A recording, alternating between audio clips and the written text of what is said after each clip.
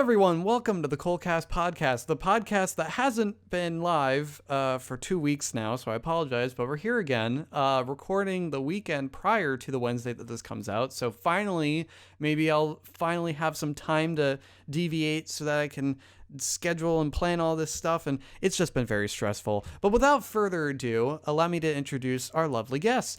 Today I have with me Bryan Amante. Hello, ladies and gentlemen. How are you guys doing? Daniel Cohen. Intros. Okay, here we go. List Ready? of intros. What are you doing? Yeah, literally. I'm like, hey guys, this is Daniel according to a peer study review with no citations. Oh my god. And Joshua Wright. What's up, guys? I'm really excited to be here. Cole, I know I've been trying to get on for a while, man, but in our schedules and stuff. So I'm really glad to finally be on the ColeCast, bro. I'm stoked. It's literally just a podcast about just talking about anything, and I have such a big ego that of course I named the show after myself. I talk a lot. I love talking, bro. Never get tired of talking. Same. Apparently, I like to hear the sound of my own voice. I would argue otherwise, but apparently it's true. So, oh well. Oh yeah, shit. We got a test on Monday, don't we? Do we? Like, hey, No, I don't. We do. We do? yeah, we did. And I think the instructor was supposed to post the review. like the review, but I don't see anything online. Ugh. Oh, This is another thing to add to the that's stress. stressful. Yeah, all right. Well, bro, we love it. We love it. stressed. Stress. It's just hey guys, you ever have the crushing burden and realization that your life's problems don't go away as you get older? Yeah, me too. That's why today's episode we're talking about stress and self-doubt. the most fun Deep. topic. Of course, I have like the coolest people who bring like good times, good vibes, and good rhymes to the podcast to talk about the most like upsetting stuff. What is something that's been stressing you out lately? Because I can give you an example right off the bat, and that is I woke up this morning to find out that my headphone cable is completely fucked. So I am currently recording this and editing this over a Apple earbud jack. So that's not great. Not tell the difference. Actually, really can't. But Yeah, that's the I first world can. problem, I can Cole. hear like different noises that my noise canceling headphones like mute, which is weird. Like I hear the humming of the That's annoying. computer, I hear the vent, like with the air blowing through. It's like, oh man, it's Well, I mean, it's nothing that's gonna like affect the sound, so that's fine. I know you're right. It's whatever, but it's like But you're used to your other headphones. That's what it is. And then they're noise canceling. I'm spoiled. What can I say? It's just anyway. It's just like I don't know. There's like very few instances I think someone can wake up and say that they've had a bad morning or whatever. But it's like, man, when you got like Well, neck I and can back tell you. issues, like, oh my god, my neck and back have been hurting so bad Cole, this morning. let me tell you. Tell me. There are days when I wake up in like on the weekend where I'm just like I cannot get out of bed and I stay there for hours. I feel that. Oh, it feels draining, even though I'm like I guess technically laying down and not using any energy. Does You know? anyone else experience sleeping as like both like a huge privilege, but also like a massive burden at the same time? Like, I feel like sleeping is like the one thing I want to do nowadays. Like, I don't have motivation to me- do anything else, but I can't sleep normally anymore. Like, my sleep schedule is all kinds of fucked up, and it's difficult for me to fall asleep, and I'm a very light sleeper compared to what I used to be. Like, sleep used to be great, and I get a lot of it, but it's like, oh man, I'm just like, oh, I'm just worn out, and it's like I'm tired all day. Does anyone else experience this? Am I crazy? Yeah, I think bro. it's because like as a kid you don't think too much. You just do things and then you go to sleep at night. But as you grow up, you start having like responsibilities, or you just start worrying about like a lot of things at the same time.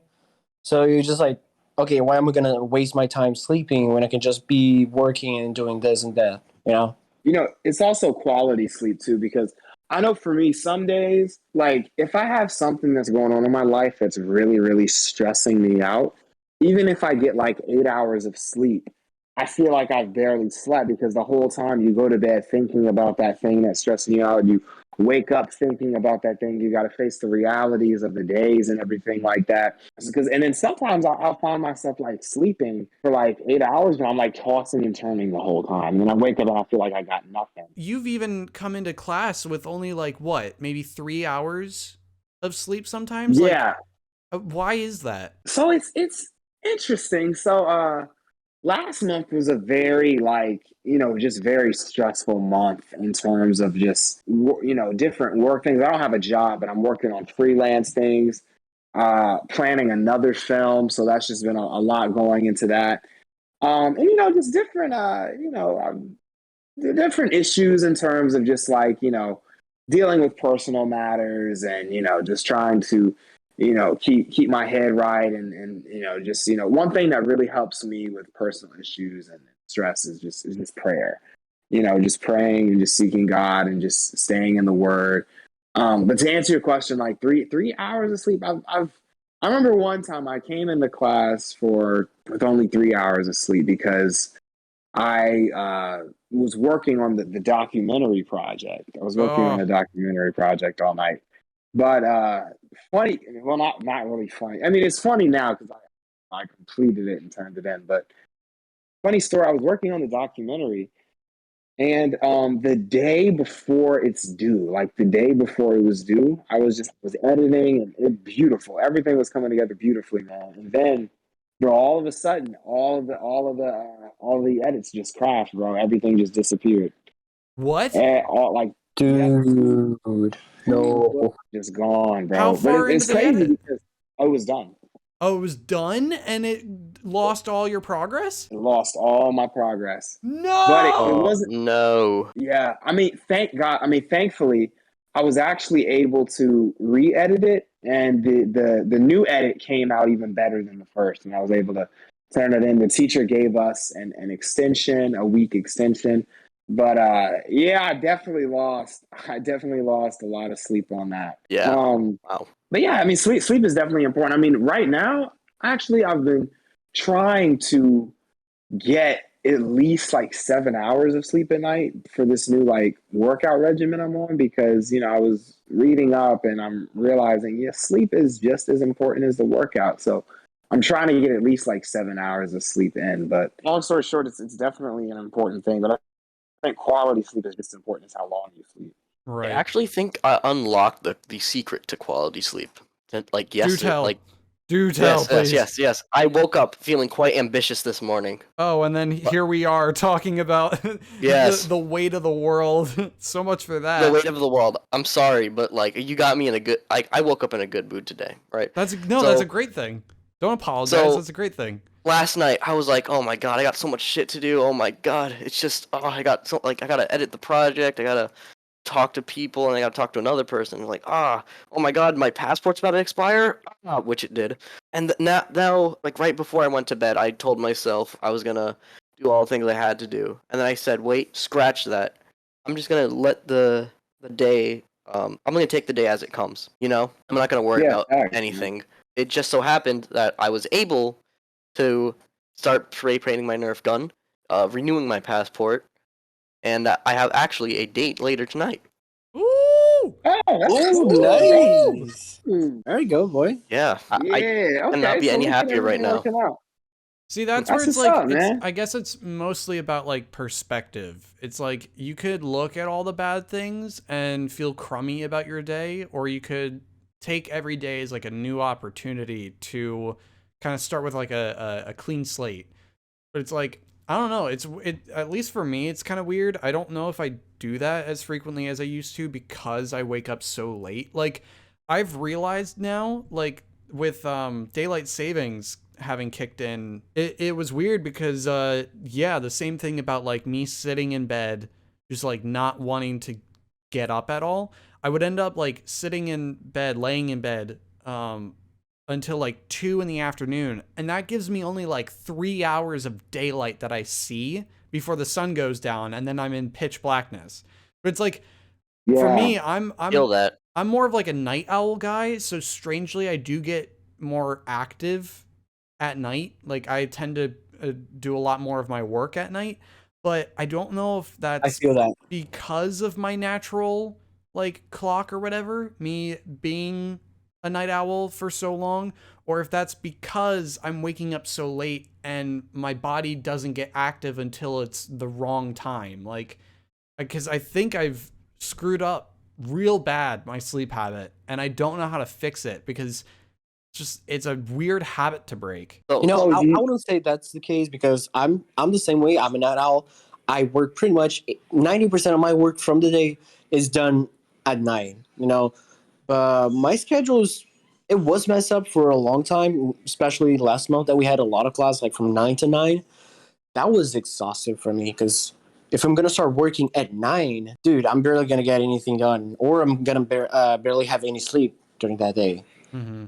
So I do feel that, and I wouldn't say that's the case because, again, my schedule it has been a little bit messed up, but not at that point. You know, I've been getting at least 7 to 6 hours of sleep every now and then, and whenever I can. Like for example, yesterday I just had about like 9 hours. I guess I went out to DKZ with Shady, and um, so yeah. I mean, I had a fun night. It was weird. It was super weird. I have some weird stories to tell you guys later, but I wouldn't say that's the case. I wouldn't say it's because of your sleep. By virtual show of hands, basically verbal, how many of us here have a job? Because I don't have a job. me neither. I don't. I have I would say it's a part-time job because I do work study at Full Sail. Is that a doable? Like, do they? You don't have to share like your, how much you're paid, but like, is it enough to actually like purchase things and live a little bit? Because I heard like the wage is really low for work study. It's low, but to be fair, I've seen worse. On FSO, they have like a list of all the jobs and the different positions you can get with the specific salary for them. It's Oh, not okay. bad. It's like $10 an hour. So, and Oh, you can that's just come actually in not bad at whenever you all. want. So like they're very accessible with your schedule for like classes and shit. So you can just go whenever you have the free time. They motivate you to go more. I try to go as often as possible. Not because I'm gonna be paid or whatever, but because I have like the time to actually sit down and play with the equipment and talk to the instructors in a more like open way. Not as in Yeah, a more that's chill class and vibe. Yeah. I'm gonna talk about this specifically today. What's so fascinating to me, or frustrating more specifically, is the fact that like Full Sail from the beginning, and I'm totally calling out Full Sail on this shit, but Full Sail from the beginning had told us like, oh, don't bother getting a job, you're not going to have enough time, like you're going to be juggling this and that and this and that. It's like, from my experience personally, we've had so much time. We've had more than enough time to be able to do this stuff. And only recently have we actually gotten really busy with our classes. But we Yeah, but only have like 6 months left in our program. And like, that's one class per month until we graduate. So we have time. So I don't know why they would lie to us. The problem is that, so at least me personally, I'm always used to having a job. In high school, I had a job at the tech center. Because I just like to, just work, just save. You know what I'm saying? It's always better when you have your own types of money. Like right now, I'm living off of, loans for the apartment, loans for school, scholarships, and then I have I'm so grateful. I have such a good support system back home that helps me out. Mm-hmm. The reason I don't have a consistent job is because I feel like the problem with Full Sail in terms of getting a job and doing classes is that the thing about Full Sail is that you're there and they make it seem like you're there for hours, but you're actually barely there, but you have to be there. Otherwise they fail you. Like last month, for instance, I did not like this, bro. It actually really made me mad. The electronic field production, bro. The documentary class Mm-hmm. on the schedule is from 1 to 5 p.m. Right? Yeah. So that means that as someone who doesn't work, who can't work, or even let's say someone who does have a job, they look at that. Okay, 1 p.m. to 5 p.m. and then 5 p.m. to 9 p.m. Shoot, I can only work from 9 a.m. to like 12. So I'm going to take a 9 a.m. to 12 shift, and then I'm going to go to class from 1 to 9, in this hypothetical situation. Mm-hmm. But this person would go to class at 1 p.m., right? And this is how it was last month. You go to class at 1, and then they're like, okay, guys, we take attendance. You can leave, and then just come back at 5 for a second attendance. I forgot how annoying that was. No. And then listen. Dude, and then, I did that and so this, many times for my work study. I would just leave and then come back and like for a second attendance. I did that a couple of times. For that, Bryan, too, like that is your choice based off of like your schedule. You know what I'm saying? Like with Full Sail, it's like they're forcing us to block out all of this time. That's just hours just wasted that we could have been that, I could have scheduled, a film then. You know what I'm saying? I could have scheduled, a job then or a gig, but you end up like turning things down. I was literally just talking to a friend the other day, and he was telling me about how he had to turn down several, like set gigs because of the Full Sail schedule. Oh, man. And even now they have like 9 a.m. to 1 p.m. Don't get a job. And then we're in there from like 9 to 11. And then the one instructor that we had where we would get there at 9 a.m. And then he's talking about, I had a gun pointed to my head. And oh my God, that fucking teacher. Fuck that guy. Fuck him. Can we not turn the podcast into a Full Sail hate podcast? Oh, I am totally down to shit on Full Sail as much as I can. Listen, I know. listen. I brought that up mainly just because like that was one of the sources of my stress last month was just having to deal with that. What's so funny about that too is like a teacher like that who's talking about like, oh, I've done this shit. I've gone on to win all these awards. I have 3 Emmys. Like all these teachers, what I've found out is that their priority, like second highest priority aside from getting a paycheck as a teacher at Full Sail, is to promote themselves in the most interesting way that they see fit. And like that's where it comes down to like these teachers just talking about all the weird crazy shit that they've done, but at the same time there's some kind of weird situational irony in it, but then them thinking that they're so badass. But then again, you have to remember where they ended up as a fucking teacher for all these students that don't care about what you're doing and are there to get a grade. Like, you think you're a hot shot. Like, remember where you're at. Like, how'd you get here then? If you're so cool, why aren't you off doing all these other things? I think that's good for me to actually grab the mic and begin to talk about perspective. Yeah, I grabbed it. I'm gripping it. I'm holding it away from you guys because you guys are hating Full Sail too much. I actually want to talk about perspective and how it can actually help you deal with your stresses, anxieties, self-doubts. All right. So as someone who elevates quite often, I tend to see the world in a different perspective. Usually, it just humbles me a little bit.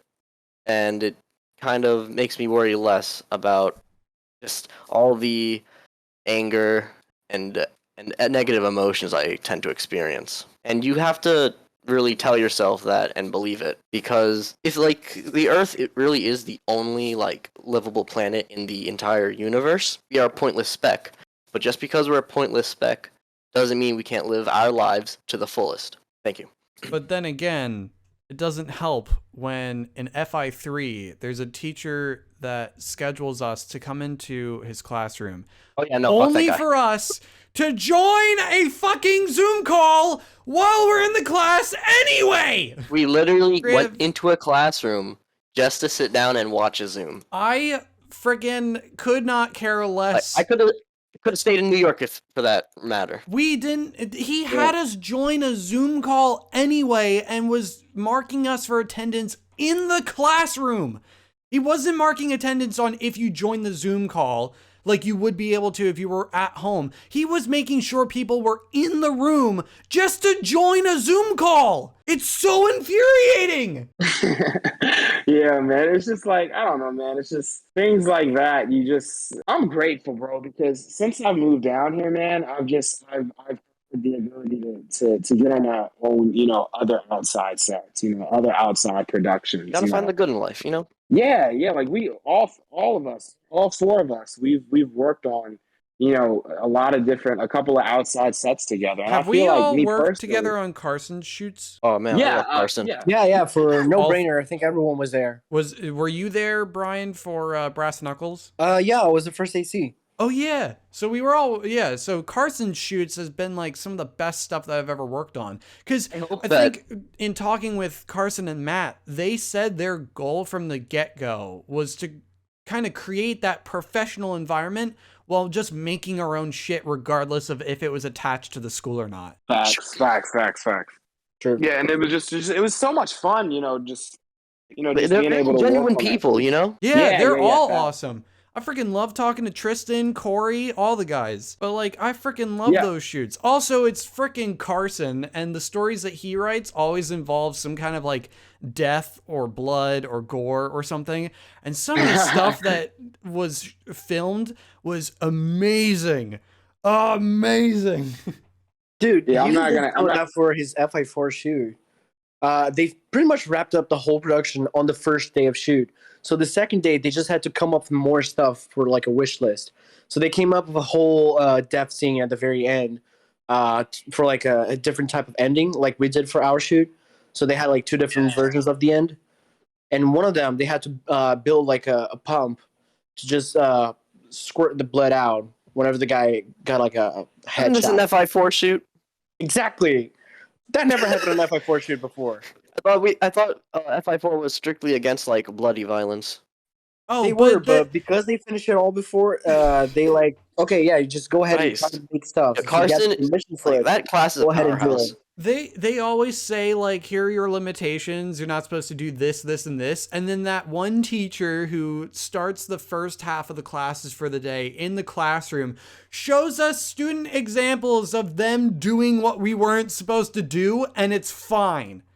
And then I even confronted our current teacher now, like, hey, why did we get shown this example then? And it's like, oh yeah, no, that teacher is not supposed to be doing that. We already asked that they don't do that, and they don't listen. Which Oh, bro, also did brings you- up the other problem that these teachers really don't communicate with each other. And yet, here they are, prefacing and trying to get this into our tiny little filmmaker brains that communication's the number one most important part of any kind of filmmaker's job. Yet, they can't do it themselves. So Cole, I have a question for you. Not this So about like, stress. Cole, how do you? So in terms of like the Full Sail, the way that they do things, and the way that it stresses you out, the way it stresses me out, like you personally, like, how do you deal with it? How do I Like, how deal do you, with it? How do you deal? Yeah. Well, so to preface, my mom, she's a labor and delivery nurse at a hospital back in PA, and she sees a lot of things. She sees a lot of very stressful things, very upsetting things. She has to deal with managing a lot of stuff. It's something that I don't actively give her enough credit for, but oh my God, she's one of the best people I know. And I'm so fortunate to have her as my mom. But my mom taught me the easiest way to kind of deal with that kind of stuff is like, first of all, acknowledge the situation, acknowledge the ridiculousness of it, swallow your pride, bite your tongue, and just kill him with kindness. Kill him with as much kindness as you can. Stab him in the heart with kindness. And then at the end of the day, you can go home, find someone to talk to, and release Murder all them. that stress. No, because you already killed the guy. You already killed the person with kindness. So there's no need to kill anyone. Yeah. The one job that I had before the pandemic hit, I was a runner, I think is what they called it, at a dine-in theater in our hometown. And obviously a mixture of being a restaurant and movies. Like, it's basically fast food and that kind of like catering service. And those people who work at like restaurants and fast food chains, I gotta give them a lot of credit because what they do is not easy. Back when I was working at the theater, I used to do like a mental game. I would walk in and I'd be like, all right, start the timer. Let's see how long I can go before I run into an asshole. And then like maybe like 5 minutes in, it's like some person's like, excuse me? Where is my tartar sauce? and I'm like, ding, ding, ding, you're the dickhead of the day. Let me go get your tartar sauce. Woo! It's like, I don't know, you just kind of have to treat it like a regulation. game. And then you have those assholes that just don't like to play by the rules. So you just gotta play the game and just kind of go with it, but feel good knowing that you're doing everything you can to, I don't know, make it easier for everyone else, I guess. So it's like, yeah, this guy asking for his freaking tartar sauce is going to give me crap. Doesn't mean I have to give them crap, because then that's just going to fight fire with fire. There's no point with that. It's like, we'll burn the building down in like a minute if that happens. If I can make their day, then who knows? Maybe their attitude will change. Like the best example that happened to me was I was in the kitchen and like one of the servers came up to him. He was like, hey, I got this one customer, whoever's bugging the crap out of me. Can you just go see what they want? I was like, yeah, sure. I go up to them. And they're like, I ordered an ice cream sundae like 5 minutes ago. Where is it? I'm like, I can double check. Let me double check. And I went up to the server and I was like, hey, this lady's asking about their ice cream sundae. And he was like, they never ordered an ice cream sundae. And I was like, huh, weird. So I went back up. I was like, you didn't order one. I was like, well, I ordered one and I want to speak to your manager. I was like, give me a minute. And so without even going to the manager, without even doing it, I don't know if I would get in trouble about this, but I went right to the kitchen and I made the best sundae I could have possibly made. And I went right back to them and I gave them the sundae and I was like, here you go. I made it myself. Don't worry. And their expression, their mannerism, everything changed instantly. They're like, oh my gosh, this. I don't have to complain. Like, this is amazing. I don't have to bitch about. Thank you. And I got like a $5 tip or whatever. But it's like, I don't know, the satisfaction of being able to like, yeah, be like, here's your whatever. Piss off now. Like, it's, I don't know. There's something gratifying about that. Yeah, I like being nice in the face of anger. Or yeah, it's with me, that's a because y'all know, like I'm a really big like believer in everything. Following God and following. Yeah, Christ you get what you give, right? Isn't that one of their? Yeah, you reap what you sow, but it's also like it says in the word, turn the other cheek. It says be kind to those who are rude to you. You know what I'm saying? Treat others as you want to be treated, and you hear those things all the time. But it's like, it's a lot easier. It's a lot easier said than done, because when you think about it, it also says in the word, what reward do you get for loving somebody that loves you? Anybody can do that. But it's like, what about when you love somebody, when you show kindness to somebody, when you give to somebody who doesn't reciprocate that, who doesn't love you? You know what I'm saying? Who doesn't show respect? Like you were just saying, Cole, going the extra mile, something that you didn't even have to do. You could have just told her, hey, just screw off, but you chose to make the decision to make someone's day that didn't necessarily deserve it in that moment. I think the reason for that too, man, is just because like you can fuel fire with fire, and you can fuel kindness with kindness. If you have, just like you were literally just saying it, but like, just one person is really, really mad, really angry and stuff like that, and just really rude. And then the other person, they match the energy. You're just going to get two rude people arguing versus one person that's really rude. The other person shows kindness and love. And then that just changes the whole atmosphere, because you said satisfaction. There is a satisfaction in giving and being kind, because, as people, we're built to receive, but we're also built to give. It's in our human nature to give and to appreciate. It's something really gratifying about being able to give and being able to help out. I saw this Instagram post and it really touched me. It was on somebody's story. It was basically this Zoom class. It was this Zoom class, and the teacher was a little irritated because for some reason all of the students had their cameras off. It was maybe 20 students in the Zoom, and all of the students had their cameras off. And the teacher, it has his camera on. He's like, yeah, I heard sometimes I'm in classes where the students never turn their cameras on. Is this one of them? And he's being so kind and patient, but he's like, guys, like, why is your cameras off? And then one of the students unmutes her mic, and she's like, hey, professor, just give us a second. We're trying something. And he's like, oh, okay. What does that mean? And then all of the students in the Zoom, they turn on their cameras, they unmute their mics, and they all have these little thank you signs on the screen, just like, thank you, professor. We love you, Heartwarming. Oh, professor. wow. Yeah, and then the professor started to cry, man. He was like, wow. Like, and then you never know, like that act of kindness, just seeing how that affected somebody else and how it touched him. It was just like that's very satisfying. That's very gratifying, you know? It's just you never know how small acts of kindness can go a very, very long way. In the face of negativity, someone with a positive mindset can always combat it better than facing it with negativity. But then there are situations like you had mentioned, Josh, about putting your hours into editing the documentary only to lose all of that progress at the very end. There are Yeah. moments where everything that like you put all your effort into and it just goes to nothing. That happens to me quite a lot, actually. Like I'm working on a project. It's like, it's first of all, it's like a big file size, so it takes forever to load and actually navigate the layers and everything of the project.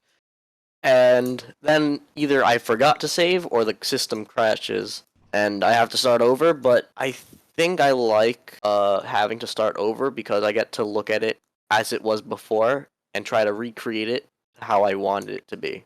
Mm-hmm. But yeah, no, but definitely at the moment I'm 100% angry. Like, oh my god, I can't deal with this shit. What about you, Bryan? Have you ever had something like that you put a lot of heart and effort into and then it just amounted to nothing?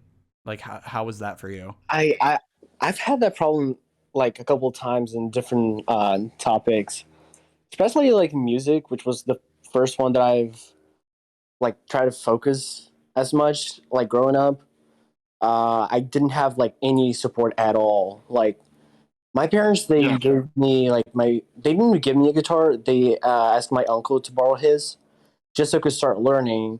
And I heard a conversation from them, like from downstairs, like, "Oh yeah, don't worry, he's just gonna give up in a week. So just you can just Oh, come in and pick it back up later." And I got so mad when that happened that I just, okay, you know what? I'm gonna go ahead. I'm gonna learn how to play that. That's what I did. I got so pissed that I actually went ahead and I did all of that. Small things that kind of motivate yourself to actually go ahead and move forward. Stress is actually a very odd motivator. so Yeah. but that's interesting though, because you took a situation in which everything seemed like it was against you and you used that as a reason to fight back and to prove them wrong. I guess one of the earlier instances that I can think of is like back in high school. I worked on a project with like two assholes, to put it simply, and I Can't ended up stand those type of projects, man. I ended up doing all of the work for that Was probably project, the and they asshole. kept putting me down. And essentially, my way of being like, okay, screw you guys, I ended up doing the project myself. But because I was so petty about it, when it came time to present this project, because it was a PowerPoint or whatever, the teacher called up our group or whatever, and I told them to sit back down. And I was the only person who did the presentation. The teacher like looked at me like, okay, hold on, something's going on here. I'm interested. And he loved the project. He loved the entire thing. And at the very end of the presentation, he's like, wow, it was great. Cole, why did you ask them to sit back down? I was like, why don't you ask them, considering they didn't do a single thing? And they got like detentions and everything for it. I mean, they Yeesh. probably hated me, but the validation felt so good. So that was kind of a not as positive way to deter that negativity and use that as motivation to do a better job than anyone combined could do. But a similar thing happened with my documentary because I did my documentary about a person who I reached out to, and they very reluctantly were like, yeah, this seems interesting. I like the idea. Yeah. And I was like, okay, here are the paperwork so that we can do like our audio interview, because that's really all I need. And they're like, I'm going to be busy for a week. I'm out on a boating trip. Why don't you just send it to me next week? I was like, next week? That's kind of like when we're supposed to have the interview done. But I'm like, you know what? In the spirit of being a filmmaker, I can make it work. We'll make it work. It'll be awesome. Thank you for considering. Like, all right, see you in a week. He was like, resend it in a week.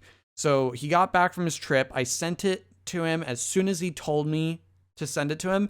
And like instantly he replied, actually, I'm going to be out on a trip to LA for another week. How about you just push it off to next week after I get back? And I was like, dude, I can't do that. All right. Like, we've already pushed this off for so long. My project is due in a week. We can't push this off. I'm sorry. We kind of need to do this now or never. And he's like, like, why don't you just do this documentary when you can do it right? And I was like, ooh, and like that pure rage to just call them out on all their shit was never higher. I didn't say anything, but I internalized that, and I said to myself, I'm going to use this as a reason to prove them wrong, to do everything in my power to make this the best thing it can ever possibly be. I poured over 36 hours straight into this edit. What it amounted to, when I showed it to them afterwards, even though they did nothing to support me in any way, I sent it to them. They absolutely loved it, so much so that they shared it with their executive buddies. They loved it so much that they want this documentary about this product featured on the front page of their website. And I'm like, you want to give me some money? And they're like, absolutely. And I was like, okay. Absolutely.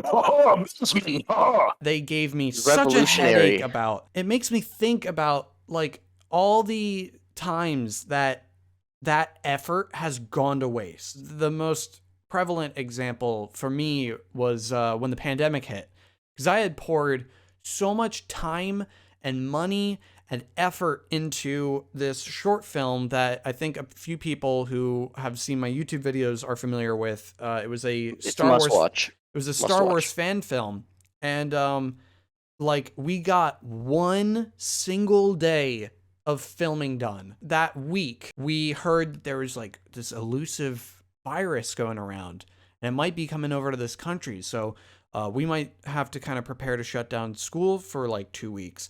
And I remember the last day of school, Friday the 13th, Friday the 13th, 2020, over the loudspeaker as I was getting all the camera equipment ready and stuff to take with me. I hear the teachers, like the principal talking to the teachers over the loudspeaker. Chances are we're not coming back until like 2 weeks. And I said goodbye to that teacher, and I haven't seen them in person ever since.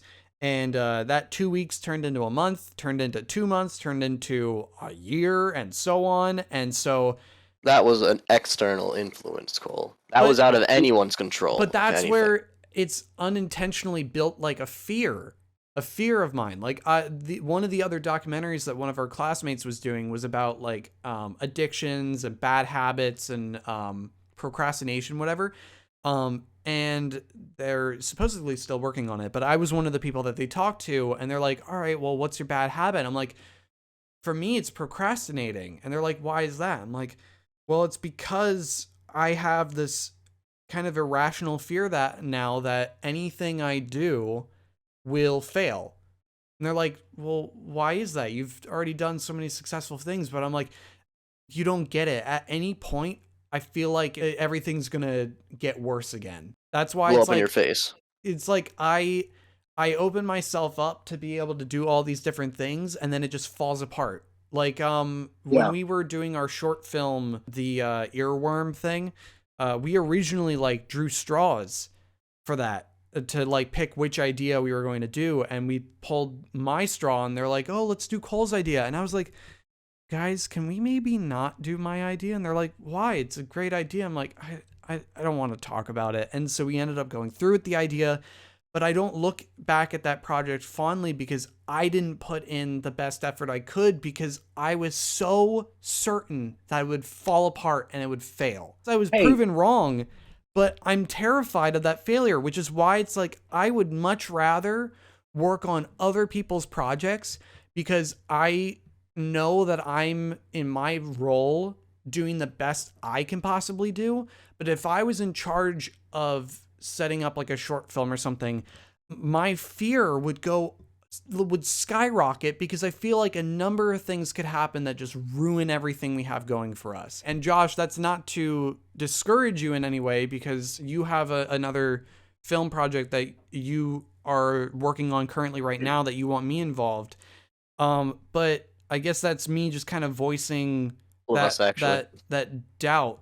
Oh yeah, all of us are working on it. You're Yeah. right. Yeah, for sure. No, But I do want to say something. Whenever you're done, I do have something I do want to say to you though. After you finish what you have to say. I'm all good. Take it away. Okay, so this is also biblical, but I believe this is a very, very strong principle of life. You know, you'll get what you say. You can say things. You can actually speak things into existence. You know, by faith. Oh, And I believe that. There has been so many instances, just in life, not even my life, just in general, where you have people that are successful today, but came from very rough backgrounds. I remember, I think it was was it Steve Harvey or was it Tyler Perry? I can't remember. It was one of them. It was Tyler I Perry. think Tyler Perry, he was homeless for 7 years. And you know, we all know he's a filmmaker, has his own studio and everything. But Mhm. for 7 straight years, all he talked about, all he said was, "I'm gonna make it. I'm gonna make it. I'm gonna make it. I'm gonna be in the film industry. You know, I'm gonna have my own studio. I'm gonna be the director that I want to be. I'm gonna do this." And he did it. You know, Michael Jordan. He was cut from his high school basketball team. He was cut from the high school basketball team. The greatest basketball player of all time at one point wasn't even good enough to make his varsity team. Mhm. And every day, first he got on top of it and he trained like crazy, which goes back to the motivation. You know how bad things can motivate you to do better. But every day, I'm gonna be the best basketball player in the world. People have his shoes. I have a pair of his shoes. You know, everybody has the Jordans. You know, everybody sees MJ as the GOAT, the greatest of all time. Michael Phelps. You know, all of these different people, and it all started with what they said out of their mouth. Because it doesn't matter, in my opinion, it does not matter how talented you are. If you don't believe in yourself, if you don't believe that you can do it, you will not do it. Mhm. And when I first moved down here, I struggled a lot with confidence. I struggled a lot with, and I've been struggling, I struggled with it for years, but I struggled a lot with my ability to put a project together, my ability to direct, my ability to, you know, formulate and communicate my ideas, you know, and just a lot of things about myself. I didn't see myself fondly. But you know, oh God, he revealed to me, you know, I have the talent. I have the talent to do what he wants me to do. I have the talent to push forward, to direct a film. You know what I'm saying? To push things into perspective the way that they need to be pushed in. Mhm. And but I didn't believe it. The way that I performed, it didn't reflect my talent and reflected my belief. The talent was there, the drive was there, the ability was there, but I didn't believe it. So I didn't do it. And I had a couple of projects that I wouldn't say failed, but didn't go quite the way I wanted to go. Because in my head, before I even started it, I was like, I don't really know how to do this. This isn't going to work out. Mhm. And it didn't work out. But I was at a church service and I just had a moment at the altar, man. God just broke every insecurity in me, man, and just gave me this confidence. I realized who I am. And, you know, once my confidence was restored, everything I did confidently, you know, but nothing actually changed. My talent didn't change. My drive didn't change. It was my mentality. And one of the first project I did after this, you know, kind of breakthrough with Bryan, you were on it, was 2020. And doing 2020, you know, with confidence and with an absolutely incredible crew and an incredible cast. You know, couldn't ask for anybody better. 2020 got into a film festival. You know, it's being moved to a different theater. You know, it's a lot of success coming from that project, and it's all because number one of the crew and the cast and just the favor, you know, and just the confidence. You know what I'm saying? And Cole, with you, I just want to tell you, you know, the talent and the drive, it's obviously there, bro. Like I told you a couple weeks ago, man. Every single time you're on set, bro, it's like the the set just looks cinematic. It just looks like a Hollywood production, man. Just blown away, bro. I'm editing Carson's film. I don't want to give too much away, spoil. But I'm editing Carson's film. You gaffed for it, bro. And I'm just looking at the lighting setup, and I'm just like, man, this looks like a real movie. Earworm was amazing, bro. The way that you communicate, the way that you drive, your personality, you are going to go extremely far, but you got to like change that mindset of thinking that everything you're going to do is going to fail, because what you think is what you're going to have. You know what I'm saying? So I just am encourage setting you myself up for failure if I'm expecting failure, then when I get it, it's like that's kind of what I was handed, because that's what I was putting into it. Right. Yeah. Yeah, exactly. But it's just that mental change, just being confident. If you have anything that you feel like you want to do, and you want to direct something, do it. Don't be afraid, because I'm telling you, the talent is there. I see it. Everybody sees it. It's obvious. It's clear as day. But until you see it, it doesn't really matter. So it's just being confident in your ability to put together your project. You know what I'm saying? Everything you do, it's not gonna fail. It's just not. But you just gotta change that belief and just change that mindset for sure. You're great people, man. You're gonna go far. I can't really take a compliment. I don't know. So I don't know. I feel like I definitely have changed. Maybe not in the way that I had hoped during my time here at Full Sail. It's weird to talk about it like we're reflecting on it, but we really only have like a couple months left here. So it's like we are nearing the end of our time here. And it's really weird to think about that, because it feels permanent, but we know it's temporary. But it's like, I don't know. But no, I feel like I have changed, not in the way that I hoped, because once you take off like those rose tinted glasses, it's just like you kind of realize how yucky everything is. And it's like I used to try to defy people. I would try to kind of have that forward attitude of just like always kind of putting forth positivity and having like that constant sense of humor. But what I realized in that was there was a lot of negativity that I was using kind of in the wrong way. So it's like I would use a joke to make fun of someone else, even though I didn't mean malicious intent. I realized that it still could come across as something malicious or with malintent. So since then, I've made a very active effort of trying to do like self-deprecating humor, which has worked a treat, I would say, but I don't think it's been benefiting myself, because it's like once you start saying it enough, you start to kind of believe it. And it's like, you say what you believe. Yeah. But it's like, I don't know. I feel like it's okay in a sense, because I know I'm not hurting anyone else's feelings. And that if I'm going to sacrifice someone for a joke, I would rather be the butt of the joke than someone else. So it's just like a weird trade-off, and it's just kind of affected my thought process. So it's like I try to be a little bit more careful with when and how I make jokes, but I don't know. Because it kind of goes back to what was the class? Mythology, which is like my favorite class we've had so far.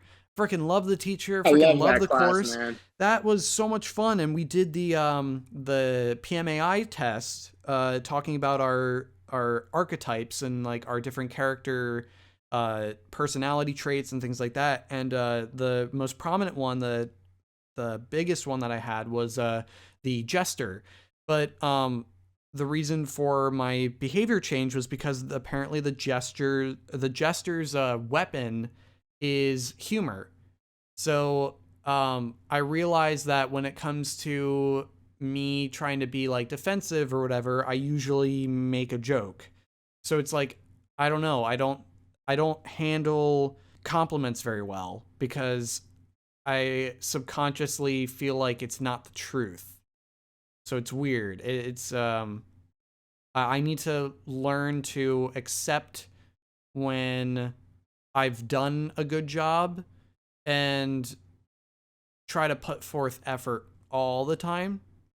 Because Yeah. there are definitely moments where I did not put forth my best effort and I still get compliments for it. So it's like, I don't know, I need to change that mentality. This is really going down a dark route. That's not what I wanted to do. Let me ask you guys, what's a quote that you guys live by? What's something that motivates you guys? I want to say that I am my number one motivator. The only person I have to blame for not being successful is myself. I strive to be the best version of myself every day, and honestly, I just take life as it throws itself at me. For me, it's something I live by. It's a Bible verse. I can't remember the exact phrase, but it's basically talking about the reason why we're here, the reason why we're on this world, the reason why we're here is because God has a specific assigned purpose for each of us. Something that He needs us to do that betters the kingdom, that brings people to Christ. For me, I see this life as very short, but also only a vapor, only a fragment, because I believe that, eternity is elsewhere. After we die, where we go, it depends on the gospel, and then what we believe and everything. So for me, what I live by is just the idea that this is not my home. You know what I'm saying? That I'm here on an assignment, on a mission, and that God's going to take care of it. I just got to follow His footsteps and just live, just like you were saying, Dan, just live day by day. Don't worry about tomorrow, just to live, day by day, and then just trust God every step of the way. I think a good thing to live by is to appreciate the little things. Because if you worry about the big tasks, like let's say your big goal for the day is like, oh, I want to make a short film today, or I want to finish this edit today.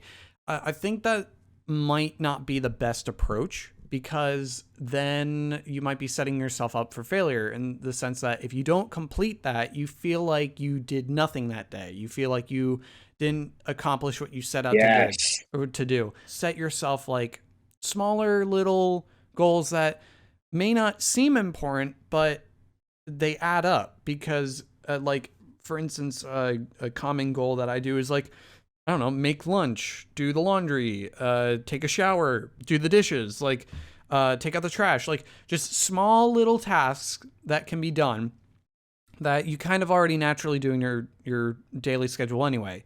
So that when you get that done, everything you do from that point on becomes like extra.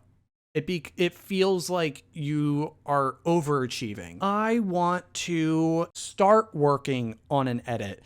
That's a better mindset, because regardless of the outcome, you already did what you were setting out to do. So to say that I want to finish this project, or I want to finish that, if you don't reach that goal, then it's more upsetting compared to you saying, I'm going to work on it today. So that if you succeed in getting it done, you surprised yourself because you weren't anticipating being able to be, you get what I'm saying. That's so good, man, because that's something I definitely struggle with, is like, setting these big goals for the day. And then when I don't accomplish it, it's like, dag, man, like I really messed up. I didn't do this, I didn't do that, versus setting smaller expectations. Yeah, that's so good. Even That's with really, like really doing the good. podcast, like, I don't know, I feel like the past 2 weeks of not doing the podcast has been a little bit of a letdown, because I, one, didn't really have much time to be able to prioritize the podcast, and I would always put it off really late. But it's like when I got it done, it was another one of those like check mark things of like, I feel good, I recorded a podcast, I can't wait to start editing it, kind of thing. And that's where it's like there's a little bit of that motivation boost. So Yeah, to be fair, I feel like the worst part of it is that when we realize that, oh damn it, I didn't do all of that I wanted to do today, is that we just like go to bed and that's it. We don't like go ahead and try to do at least a couple of them before finishing off our day. We just say, oh yeah, I couldn't do that, so whatever, I'll just do it tomorrow, or I just won't do it at all. mm-hmm. That pisses me off so much.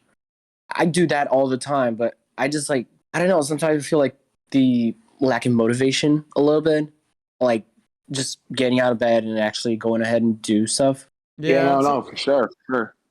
This is easily turning out to be like one of the most, I think, important podcasts we've ever done, because obviously people are going through a lot of stuff that is a million times worse than anything we would ever hope to experience. Like, I'm very privileged to do what I do, and it's like, at the end of the day, I'll probably be better off than most people, but like, that's not to detract from what people are actually going through. Realizing that, yeah, while things obviously could be worse, look at all the things that you have done so far. This is just a very emotionally fueled bedroom. What the? I just realized I said bedroom. What the hell? Okay, wait, hold on. One of these days, we'll find time where we all just like come together and we'll just like hug and cry, and we'll share like, I don't know, apple cider or something. I gotta go get some apple cider. I just realized I haven't had apple cider all fall. I haven't had apple cider in almost a year, bro. I mean, I like sparkling white apple. I'm the guy from the different countries, so like it makes sense I don't have a lot of stuff. But then again, it's like all the consumer stuff is like a lot of very not so good for you kind of stuff. I will say though, instant meal pack, I'm done with frozen food. I really am starting to get sick and tired of like frozen food. But instant meal packages are kind of nice. I've been having what is it, Dinty Moore's their beef stew stuff. That's pretty good. Yeah. Love that stuff. To kind of finish this off, I think a good quote that I like to go by that I learned is the whole if you do what you love, you never work a day in your life. Apparently that's not the full quote, because there's two versions. There's if you do what you love, you'll never work a day in your life because that job isn't hiring, which is really true for the film industry. But the one that I like the most is if you do what you love, you never work a day in your life. But if you do what you love for the rest of your life, it takes work. As we come to a close on this very intense podcast episode, let's lighten oh my god! Just had a stroke in the middle of it. Let's lighten the mood by finishing it off with you guys sharing what you've been up to. Promote yourselves, tell people where they can find you, all that good jazz. Watch what Cole does. I don't have anything planned. Fuck! You're working on Camouflage Apocalypse, aren't you? I know. Oh yeah, man. dude, you're about to finish it. Like It's really, basically, you it's already basically know what to done. do. I've just been Finish it. procrastinating. Almost done. I can't wait to see how that looks, man. Good shit, good shit. Brian, what about you? What do you got going on? Oh yeah, definitely look up for me on Instagram. That's where I'm mostly active. It's B_RY02. Lately, I've been going off and talking to a lot of different people, trying to just really get to know a little bit more about the different productions that are going on around. Josh, next production, I'm going to be on it as well. That's going to be lit. It's going to be amazing. And Yes, sir. yeah. Yup. Where you can find me, Instagram, Joshua Wright 8477, and just been up to a lot of things, man. Mainly, like Bryan was saying, the next short film, just really diving into pre-production there, just planning everything. Super excited to work with you guys again and with you guys on the set. So it's gonna come together pretty nice. I'm gonna be acting in another short film for a couple of master's students, and then it's pretty cool. I've worked with them before, but I'm really excited to work with them again on this short film. But it's interesting. It's kind of a challenge because I have to learn how to play guitar because the character is a singer and a guitar player. Also, be sure to listen to Empower on Apple Podcasts and on YouTube. It's me and my friend Noah, whatever listening platform you would listen to, for sure. Josh has put a lot of time and effort into that, so give him a lot of love. Without further ado, I keep saying further ado. Anyway, now we're, oh my, someone take it away. Someone say the outro. I don't know. And that was the ColeCast about it's very emotionally fueled, I would say, yeah? In the bedroom. Yeah, for sure. Yes. In the bedroom. You said that with yeah. such confidence too, bro. Thank you so I much know. for listening. Check this out anywhere you want to listen to your podcasts. Bye-bye, everyone. Bye-bye. Bye-bye. Peace. Bye-bye. Adios. Bye-bye. This is where we fade out.